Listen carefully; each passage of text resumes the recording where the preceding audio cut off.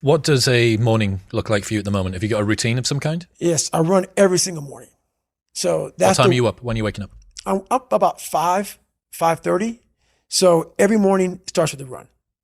And that's because that's the one thing I hate to do more than anything in the world. So that's like my cup of coffee. And I'm all about armoring yourself. So the second you leave your house and the second you open your phone, the second you do any of that, you are now letting in poison and cancer. So I make sure a lot of things you can't avoid. So as I get up, I start to armor plate my mind and body. Like a person's going to war, you put your body armor on. That's what I'm doing on that run. I'm waking up and I'm giving myself all this armor. So when I come out in the world, now look at that phone, I'm ready. I'm not waking up late. I'm not rushing around. I'm not disorganized because I know I'm going to get hit in the fucking mouth. There's an art to getting hit in the fucking mouth. And that is why these things are important. You have to wake up and you have to give yourself belief. You have to give yourself confidence. So it starts with that run. So after the run, I come home, I eat something small. How long's the run typically at the moment? Nowhere under 12 miles. So 12 miles is the minimum. And what are you getting that done in? How long? It depends. Right now I'm running heart rate. So I'm doing like 8:15s, 8:30s because I'm retraining right now. Because what's that? Is that zone 2 for you? Zone 2. Yep. Because of the leg surgery I had. So I'm going back, starting from scratch. So anywhere from about 1:30 to 2 hours, I run every day. Mm-hmm. So you're fasted on the morning? Yes. Up, straight out? Straight out. 90 minutes to 2 hours of running, back, yep. Eat, and I'm in the gym. So, and then after that, to whatever's on the plan for the day. That's how that works every day. Are you still doing your stretching? Because you've got every 2 night. hours of... Every night. 2 hours of meditation, mm-hmm. 90 minutes to 2 hours of running. Mm-hmm. How long's the gym session? Depends, 45 to an hour and a half. Okay. Mm-hmm. Stretching, meditation, run, mm-hmm. eat, mm-hmm. gym. Mm-hmm. What? Is that my missing, Jennifer? Oh, yeah. Yeah. Forgot about that. You cycle as well? Yeah. How long are you cycling? It just depends. I do stationary bike right now a lot. Uh-huh. What are you using? Is it like a watt bike or something similar? Yeah, something similar. Yep. So I put my bike on a like trainer mm-hmm. and I cycle. Yep. At least 3 or 4 days a week I'll do that. So that's your day. There is no room for anything else. Yeah, there is a lot of room. So there's 24 hours and I use it all pretty well. How's your sleep? What's your sleep like? It's really good. Okay. It you is getting now. 8 hours-ish, something like that? 7-8 hours. Mm-hmm. Yeah. Well, you'd need to with this sort of volume. 7-8 hours. And you're still doing your stretching stuff? Every night. So you've got a 4-hour block basically of stretching and meditation? Well, no, that's all in one block. You combine the two, right? Yeah, that's all in one block. Cool. Yep.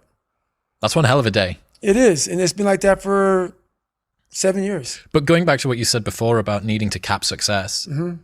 you wouldn't be able to fit even 1/10 of that in. Exactly. If you were chasing down. Exactly. Yep. That's exactly it.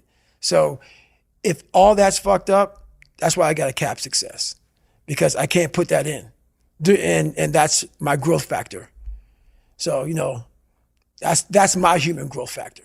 You said before about how you build up self-esteem and confidence and stuff. Mm-hmm. And there's this quote from one of my friends, Alex Hormozy, that says, you don't become confident by shouting affirmations in the mirror, but by having a stack of undeniable proof that you are who you say you are. Outwork your self-doubt. Yes. That's nailed. Nailed. Completely nailed. Yes. Because a lot of people will, and some of these motivational people out here, it's the funniest thing in the world to me. They'll go and say, when you wake up in the morning, pound your chest. Fucking look at yourself in the mirror and do all this fucking bullshit. I hope it works. What works for me is that everyday resume, the things I know I've accomplished, the things I know I've done, real hard work, the real calluses on my mind, the real calluses on my hands. That's it. You don't need to pound your chest in the mirror fucking anymore if you have that. It seems like, especially with confidence, right, or self-esteem, there's a relationship between confidence and competence. Mm-hmm. So what you're looking to do is try and have what you believe that you can do be ahead of what you can do. Right. Now, you're not looking for it to be delusional. You don't want it to be able to believe that you can do something like fly, right? But you need to have a relationship between the two. But what people are asking for is for their confidence to be so far ahead of their competence that, or without having even been competent at anything in the beginning. And that's just delusion. That's fantasy. Right. Well, I believe that you have to build belief. Belief is like, there's an after school special belief where the mom says, believe in yourself. And that's all great. But there's also a built belief. And the built belief is one where you are constantly, like for me, I came from a bad place.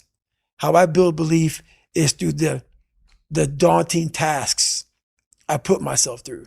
So that's proof positive that I can. So it correlates. And that's how this piece of shit kid I once thought I was built belief by saying, I was in 3 Hell Weeks. I went to Ranger School. I tried out for Delta Selection. Undeniable stack of proof. That is proof, motherfucker. So whenever you think you can't, the confidence comes from the thing that you built.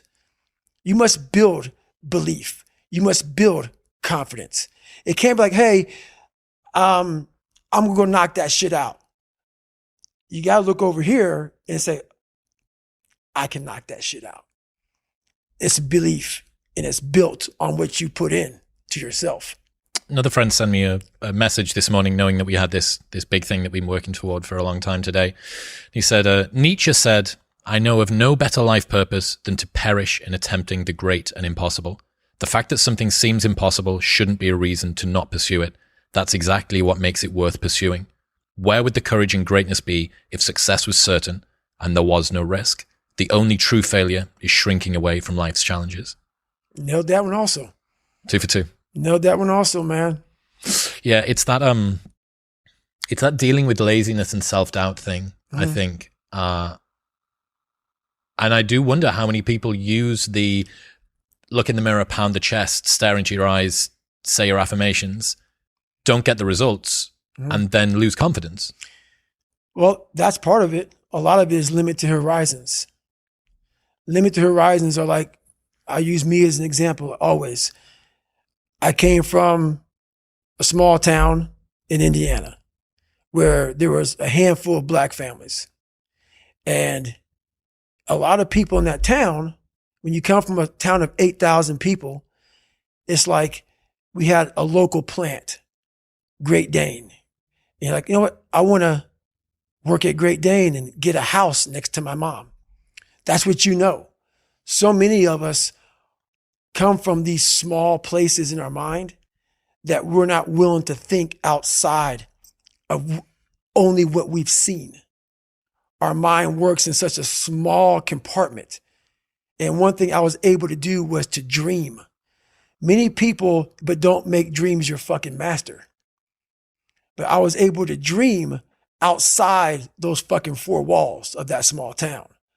And until you're able to really put yourself into that dream, but don't make dreams your master, that's where you truly become what you're destined to become. What do you mean, don't make dreams your master?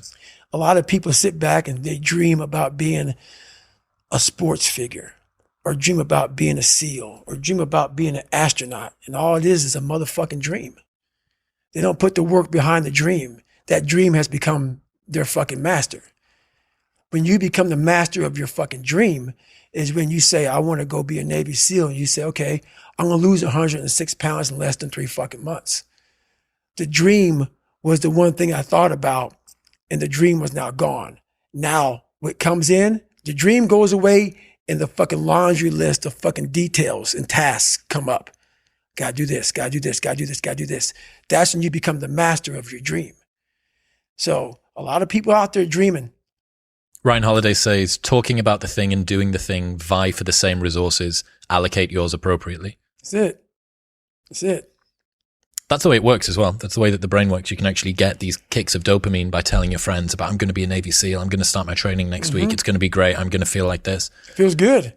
It feels good to talk about that shit, man. It actually makes you feel good, makes you feel proud, all that shit. But guess what happens? That alarm clock goes off at 4 a.m. to train. I don't want to be a SEAL today. Or I don't want to be whatever today. I'll start tomorrow. And that's the usual pattern of people's lives. That's why I talk about clearing out the mind. Until you really want to do something, you're always going to be a talker. You always going to run your fucking mouth.